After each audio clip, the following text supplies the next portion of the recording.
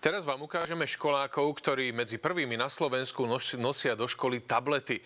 Na základnej škole Rudolfa Dillonga v Trstenej boli pokrokoví už pred 6 rokmi. Už vtedy ich žiaci nosili do školy notebooky. Tablety by mali postupne prísť aj do ďalších škôl na celom Slovensku. Na malých priekopníkov sa bola pozrieť Eliška Prečová.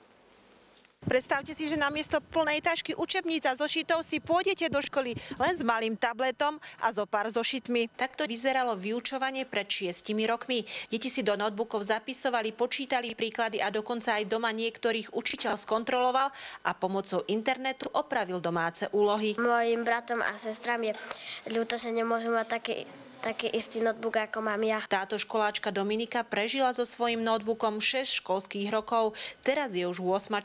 Týmto deťom takým spôsobom závidím, ale v dobrom, že majú tie také tablety, ktoré my sme nemali vtedy, lebo teraz sú už modernejšie technológie. Deti, keď dostali do rúk tablety, vôbec ich to nezaskočilo. Dokonca aj na dotykovej tabuli si vedeli poradiť s príkladmi. Môže na tejto tabuli pracovať aj 5 žiakov naraz písať, naraz pracovať s obrázkami. Veľmi ma teší, že opäť naša základná škola Rudolfa Dillonga bola vybrané medzi prvé školy dokonca v Európe, ktoré môžu využívať túto technológiu. Každý predmet tu máme jeden výukový program.